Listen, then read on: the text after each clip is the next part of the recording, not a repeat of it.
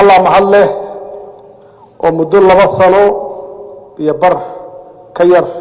سكن سو عليي انغو نبدا waxaan rabaa inaan u mahad celiyo guud ahaan jaaliyada Soomaaliyeed ee Koonfur Afrika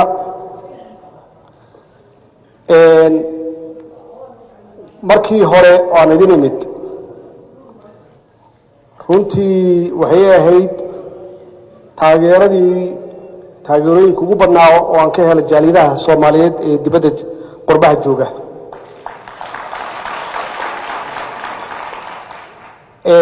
xaqiiqatan soo dhaweyntiinii markii aan airportka imid ilaa markii aan baxayay xaqiiqatan qof haray qof weyn iyo qof yar iyo gabdhaba ma jirin weli waxaan xasuustaa habeenkaas xafladda aan sameeynay dad badan oo aad u far badan in laga celiyo albaabka iyadoo 2,000 ku dhawaad ay ku jireen gudaha weli waxaan iloobeyn oo aan rabaa in aan raadino dhalinyaro ka noqotay xafladdaas inay gashay accident ama shil qaarkoodna ay aad ugu dhaawacmeen marka waxaan jeclaan lahaa haddii aan la hadli karo inay raadisaan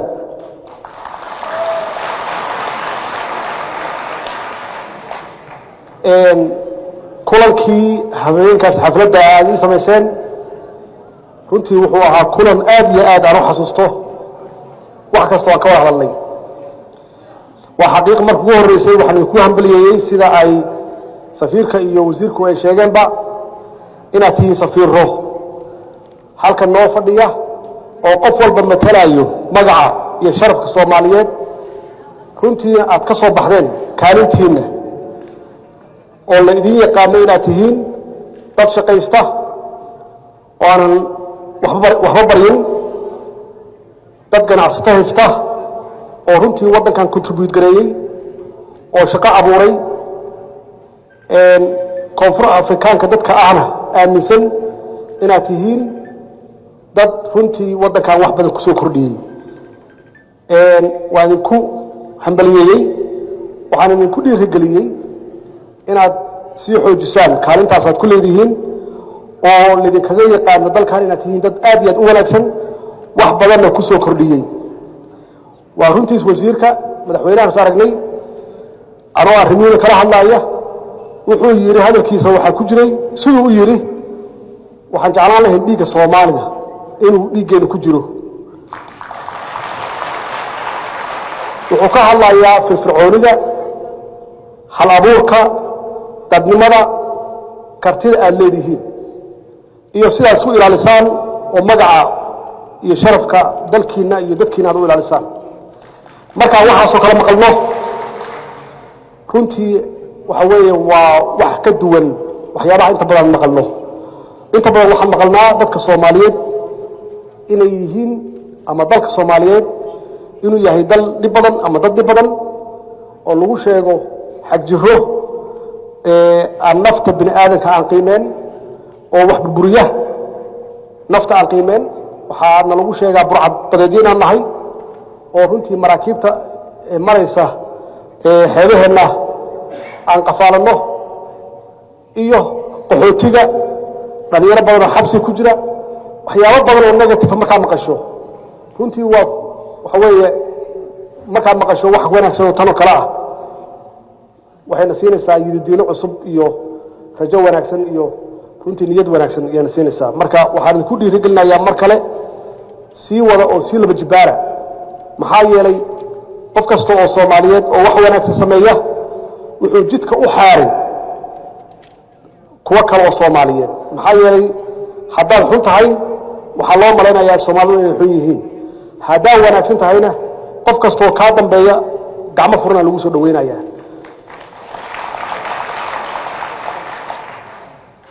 idinka kaliya ma aha jaaliyada kale waa arkay oo Soomaali ah oo aan arkay iyagana dadaalkooda aad u badan yahay oo madaxdooda ay aad u amaanaan waxa kamid ah jaaliyada Soomaaliyeed oo degan Kenya iyo South Sudan iyo Suudaanta naftigeeda xaqiiqatan meelaha Soomaalidu ku badan yihiin anigu madaxdooda arko dadka Soomaaliyeed aad iyo aad loo amaanaa laakiin marmar waxa la isweydiin karaa haddii dibadaha aan saas ku nahay maxaa gudihii ku dhacay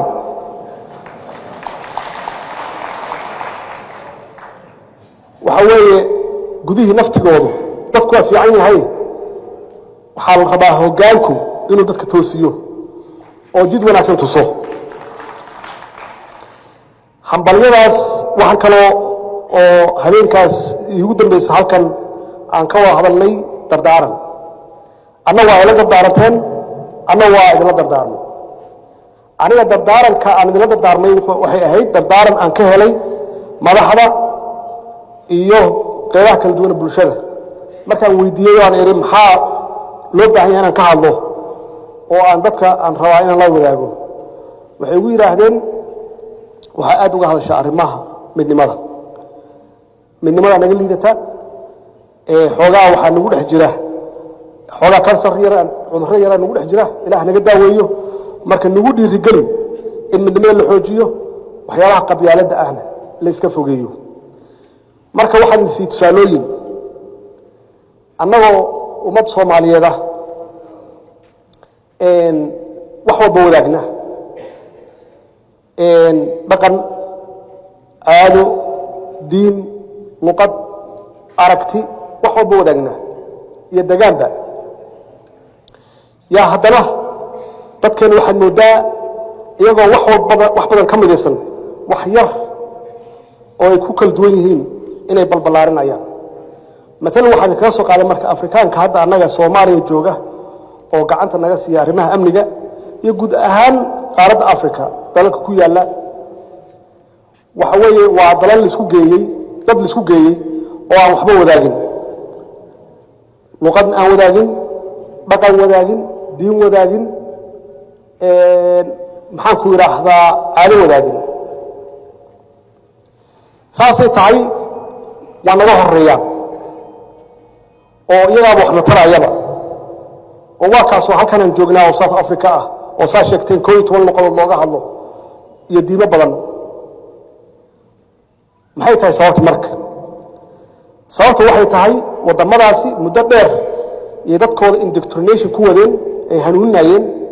ayna u sheegayeen waxyaabaha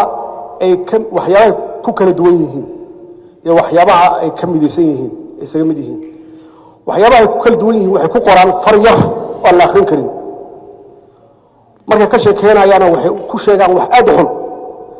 saas darteed yaa far yar loogu qoray waxa ay isaga mid yihiin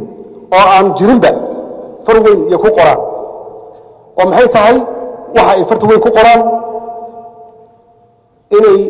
is ogolaadaan inay isu baahan yihiin inay wada noolaadaan annaga teena marka wax walba waa iska mid baahidina waa jirtaa in la wada noolaado marka kulli far weyn ku qoran karnaa marka laakiin wuxuu baahan tahay in muddo dheer aan ka hadalno oo qof walba la gelinsiiyo waxa ku kala duwanahay ma jirto tan baahida marka iyaga waxay keeneen bacdama ay noqdeen dawlad baahida ugu horeysa waxay tahay inay yihiin qarankana loo baahan yahay dawlad difaacda inay jirto dawladana waxay ku kala dambaysaa xeer iyo shuruuc iyo dastuurkaas yaa isku haya iyaga marka oo u sheegaya qof walba xuquuqdiisa iyo wuxuu leeyahay iyo baahida isu baahan yihiin inay wada noolaadaan oo haddii ay kala tagaan ay u yihiin halis cudurro abaaro iyo colaado marka annaga marka waxa weeye saas oo kale inaan ka hadalnaa loo baahan yahay ummadda Soomaaliyeed waxa badan aan wadaagno waxa ugu muhiimsan ee tahay inaan wada noolaano laakiin inteena badan waxaan jecelnahay inaan la noolaano dad intay 100 sano ka hor oo reer hebel isku yiraahdo qof 200 sano ka hor yaa rabtaa inaad isku identify garayso oo aad la noolaato kii ku ag taagnaa oo aad kaliya u baahan tahay la sheekaysto la shaahdo waa u baahanta iyagu waxay yiraahdeen marka dadka Afrikaanka ah baahidooda iyo inay wada noolaadaan hadaa aad u beerley tahay waxa u baahan tahay nin xool leeyahay oo ka iibiyo caanihii iyo hilibkii waa isu baahantihiin marka maxaa yeelay caano keliya kuma noolaan kartid labadooda wuxuu u baahan yihiin daawo wuxuu u baahan yihin qof ka iibiya daawadii xoolaha qof ka iibiya abuurkii qof guriga u dhisa qof macallin ilmihii wax u bara marka inaan fahmnaa loo baahan yahay waxaan intaas u fahmi weynaa maxay tahay marka tusaalahaasaan waagaas idin siiyey waxaan idinkula dardaarmay midnimadu inay ka xoog badan tahay wax walba inaad tihiin dad isku maxaan ku raahdaa walaalaha wax walba wadaaga inuusan qabiil idin kala qaybin in aysan gobollo aysan idin kala qaybin inaad isu baahan tihiin magaaladan weli markaad joogtaan oo ajnabi ku tihiin inaad wada noolaataan inay khasab tahay oo wax alla wixii dhaqankii xumaa oo kala qaybintii iyo qabiilka ahaa aad ka saartaan taasaan idinkula dardaarmay idinkuna waxaad igula dardaaranteen markaan idin weydiistay taageeradiinna iyo kaalmadiinna waxaad tidhaahdeen ilaahay ha kuu fududeeya hawshaas u socoto adigana waxaan kaa codsanaynaa inaad noqoto qof ummadda u dhexeeya oo aan qabiil aadin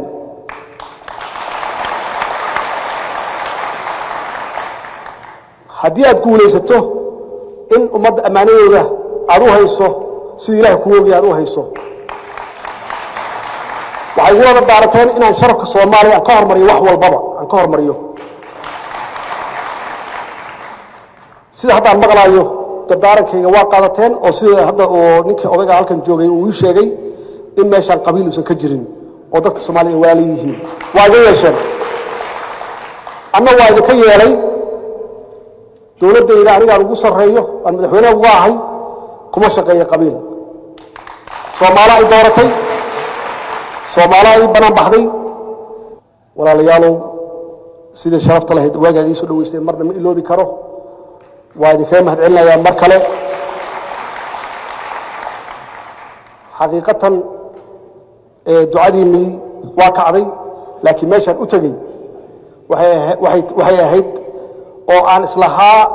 laba arrimoodaa looga baahan yahay meeshaas oo ugu horeeya koow waxaa looga baahan yahay qofkaas inuu yahay qof daacada oo maxaan ku yidhaahdaa ku hogaamiyey si daacadnimo ah bacdamaa aad looga hadli jiray musuq maasuq iyo wax la mid ah iyo meel ay haraysay khilaafaad oo dowladdii istaagtaba uu khilaafaad ku imaanayay ilaa ay ka baxda meesha labadaas arrimood keliya moodayay meesha inay u baahan tahay laakiin hawsha intaas waa ka fog tahay hawsha intaas waa ka fog tahay maxaa yeelay muddo dheer yuu dalka burbursanaa qabyaalad waa jirtay waa xaqiiqa musuq maasuq badan waa jiray waxay keentay marka wax xun iyo wax fiican inay isku qasan yihiin aadan kala garanayn oo structurekii dowladnimo capacity usan jirin maxaa yeelay qofkii waxaa lagu geenayay meesha qabiil iyo qabyaalad yaa lagu geenayay dhaqankii baa saas ahaa marka looma fiirinayo qofkan shaqada muu qalmaa merit ma yahay shaqadii aqoonteeda ma leeyahay kartidii ma leeyahay loo fiirin mayn waxaa loo fiirinaya qofkan kula heeb ma yahay hadda qofkaas meeshaasi la geeyey qof u qalma ma aha waxa weeye marka in aan bedelno culturekii oo kow aan xaqiijinno dadka shaqeeya capacitygooda kadibna ha joogaan meeshoodii laakiin aan ku dul dhisno capacity kale ilan dad soomaaliyeed weeye muddo ka shaqaynaya meesha meelaha ay ka halaysan yihiin ama ay ka dabacsan yihiin weakness ka jiro inaan xoojinno oo aan siino pillars kale udubdhexaadyo kale macnaheedu waxa weeye aan ku soo biirino dad aqoonteedii khibraddeedii leh oo aanan ku imaan qabiil markay wax lumaan oo weliba la wada leeyahay dadka waxaa la rabaa isku si inay uga danqadaan waxaa la wada leeyahay dowladnimadu iyo qaarnimadu waa wada leenahay runtii muddayna burbursanayd haddaan rabnaan soo celinno waxaa la rabaa qof walbaba inuu qaybtiisa ka qaato uu kaalintiisa ka cayaaro oo uu juhdi geliyo kow waxaa ka ah inaan xoojinno qarannimadeennii oo wiiqantay aada u wiiqantay waxaana wiiqay midnimo la'aan, waxaa wiiqay qabyaalad iyo kala qaybsanaan, waxaa wiiqay shisheeye oo ka faa'iidaystay dhexdeenna ka faa'iidaystay. inaan soo celinno yaa loo baahan yahay. quwadeennii dowladnimo inaan soo celinaa loo baahan yahay. quwadda dowladnimo waa tan lagu dhiso qarannimada. inaan soo celinaa loo baahan yahay. baadi goobkeedaan ku jirnaa oo ay ugu horeyso siyaasadda aan ka leenahay amniga, oo idinku naftigiinnu haddaa halkan joogtaan iyo kii Soomaaliya jooga iyo qof walbaba uu qayb ka ahaado baadi goobkaas aan ugu jirno dowladnimadeenna inaan soo celinno iyadoo xoog leh oo sharaf leh.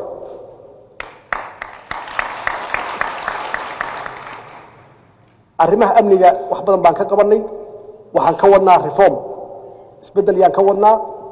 annagoo runtii xoojinayna tayada ciidankeenna, tiradoodan xaqiiqsanayna. waxaan ku guulaysanay inaan siino mushaaharaad joogto ah intii aan joognay, ilaa markii dambe aan nidhi bal aan hubsanno cidda aan mushaharka siino oo aan tirakoob dib ugu noqonnay. waa dhici kartaa inay ka timid maxaa yeele dadku ma jecla isbeddel. isbeddelku waa wax xanuun badan. dadkii inaysan jeclaysan isbeddel qaarkood oo ay abuurtay xoogaa dhibaatooyin ay abuurtay. laakiin meesha u soconnay waxay ahayd inaan hubsanno ciidanka aan u baahannahay howlgalkiisa, ciidankaan u baahannahay tababarkiisa iyo qalabku haysto. ma aha inaan mushaahar u weyne, ma aha. labadii sano la soo dhaafay ilaa hadda waa siinaa mushaahar joogto ah.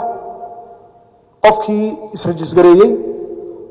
oo sameeyey biometrika sameeyey oo la xaqiijiyey inuu yahay qof ciidanka ka tirsan oo meeshii loogu talagalay jooga. waa sax khaldaad way imaan karaan, maxaa yeele capacity-ga saa idinkuu sheegay capacity-gu ma xoog badnaa, khaldaad waa iska imaan karaan. laakiin intentionkeenna ama ujeedooyinkeennu waxay ahayd in aan helno ciidan aan ku tashan karno, inaan helno. siyaasaddeenu taasay ahayd. hawshaasna way socotaa. la dagaalanka argagixisada sahal ma aha qof raba inuu isdilo oo naftiisu huro. wuxuu rabaa naftiisa ku bixiyo. qofkaasi wuxuu ku dili karaa dadka mindi, wuxuu ku dili karaa qofka hadduu soo dhigtay oo uusan rabin nolol rabin wax kaas uu isticmaali karaa. maxaa yeelay caqiidadaa ah. waxaan ka abbaaraynaa caqiidada marka. waxaan ka abbaaraynaa dadkaasi saa maskaxdooda u bedeli lahayn. laakiin sahal ma aha qof raba inuu dhinto dadka aan laga dhex garanayn oo qaraabada ah oo kuwa eg.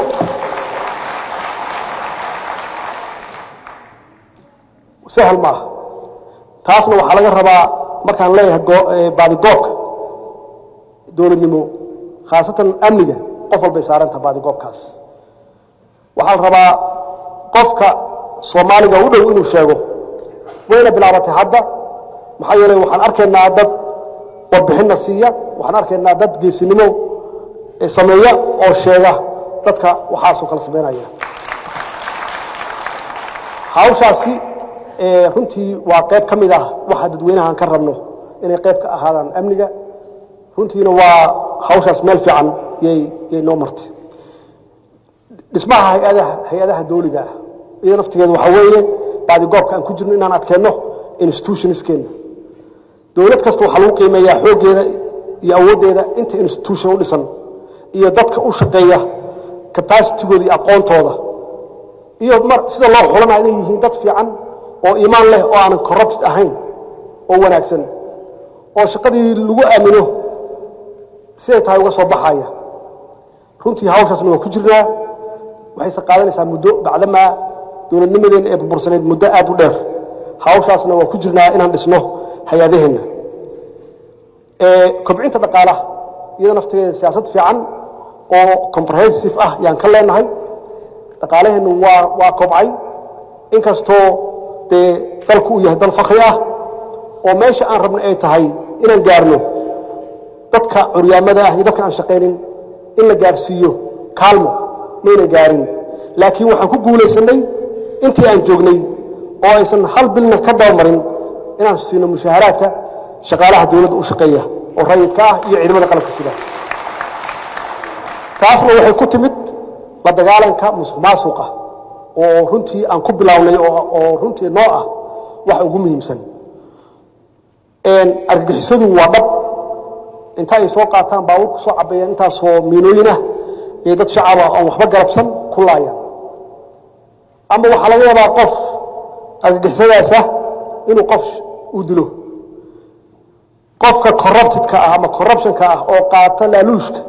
ama hantida ummadda dhaca waxba kama duwana qofkaas waxba kama duwana maxaa yeelay qofka hantida dowladda ku takrifala oo wuxuu leeyahay kala u isticmaala oo aan ixtiraam nidaamka sharciga wuxuu burburiyay not system kaliya ma aha intaas soo milyan oo qof iyo noloshooda wax ka hadlayay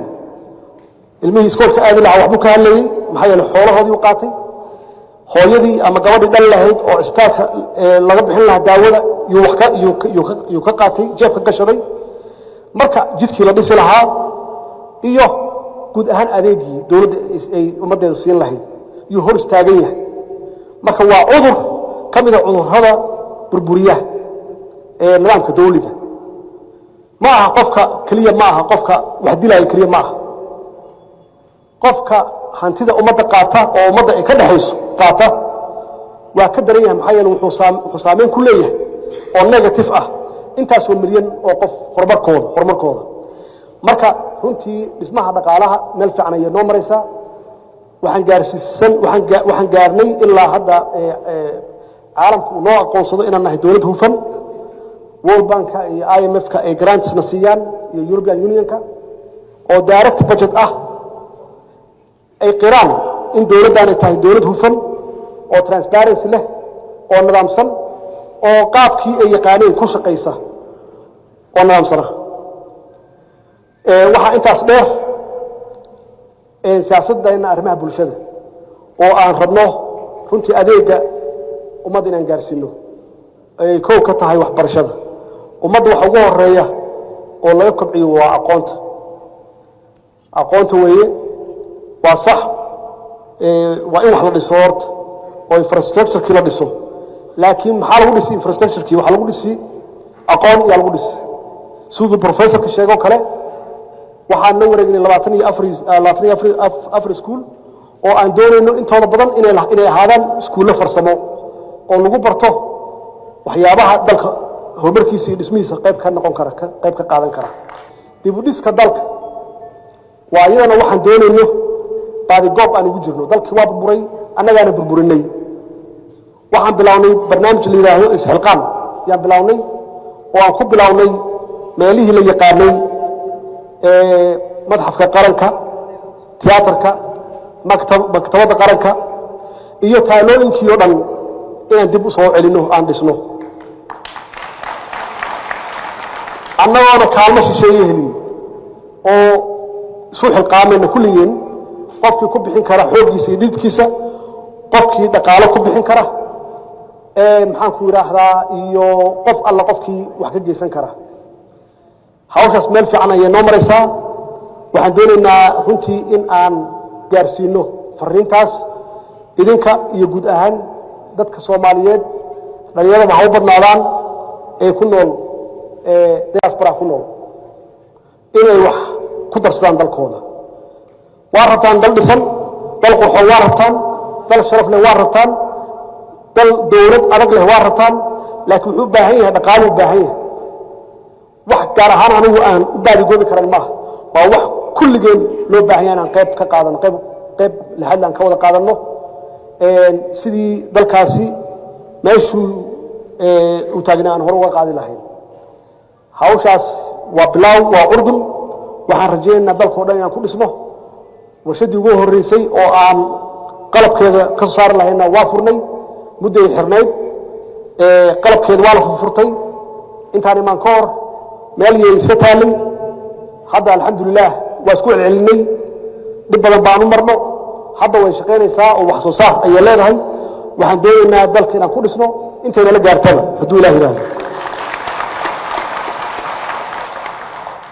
waxyaabaha aan rabno aan higsanayno oo iyadana si baad goobka ugu jirno waxa weeye dadkeenu waxay u baaba'aan caafimaad xumo iyo cudurro maxaa yeelay faqrigu waa badan yahay colaaddu waa badan tahay dowladdu dadaalkeedu runtii dhanka caafimaadka waxaan gaarnay inaan la soo wareegno 2 cisbitaal Martini iyo cisbitaal Banaadir inaan la soo wareegno intaas waan ugu yartahay waxaan rabnaa inaan gaarno ama gaarsiino dalkoo dhan gobolada dhan degmooyinka in dadku ay helaan maxaan ku yiraahdaa dhakhtar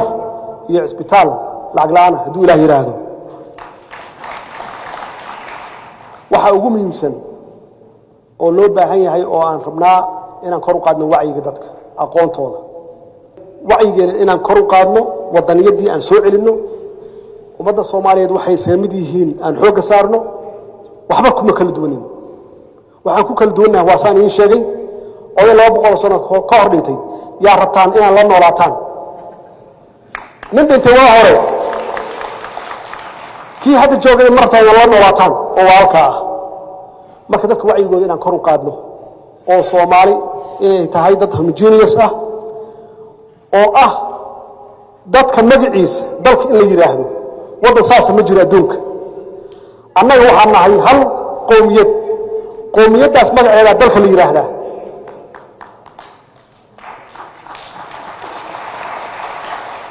dalkaasna waa dal khayraad badan dadkiisana waa idinka oo hadda cid walba leedahay waxaan u baahnaan lahayn dhig Soomaali oo kulul in lagu shubo marka wacyiga dadka inaan kordhino qabkoodii aan kor u qaadno wadaniyadoodii aan kor u qaadno waa dhab ummad markay muddo dheer ay ku jirto dagaal sokeeye qabku hoos u dhacaa oo dadku kalsoonida ka lunta mar waxa maqlaysaa dalkeena waa la qaadanaya dawladda Hiblaaga qaadanaysa war adiga hadaa noo sheegay dalkaaga loo qaadanaya adaa noolay adigu hadaa isdiibto ama aad dhimato waa sax waa la qaadan dalkaaga dalka dal fiican weey laakiin hadaa soo taagan tahay Soomaali waxeeda qofkii u yimaada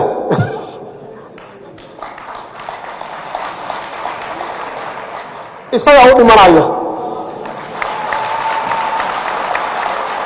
markaas dhiibina qabkiina kor u qaada kalsooni lahaada qof Soomaali meel ku nool yahay dalkiisa lama qaadan waa jiraan dad Soomaali ah oo la adeegsado waa jiraan oo shay adeegsado waa jiraan dadkaas hal meel aan uga soo wareejisano waliba waa jireen wax cusub maaha hal meel aan uga soo wareejisano dalkeena dal kale malihin isagaan leenahay isagaan ku dhalanay isagaana ku dhimanayna qof walba waqtigiisa dhaafayna ma jiro marka niyada khayr u sheega in malaqi karta malaha dacar Soomaaliya dacar weey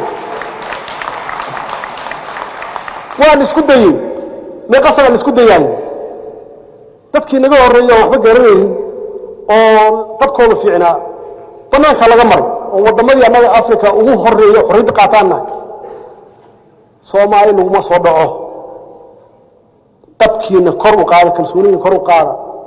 hadii ay jireen madax aad shaki ka qabtaan walaa shaki anaga qabana anaga idinka hor dhimanayna anaga diyaar u ah inaan ka hor dhimanno laakiin hanaga harina hanooga bixin dagaalka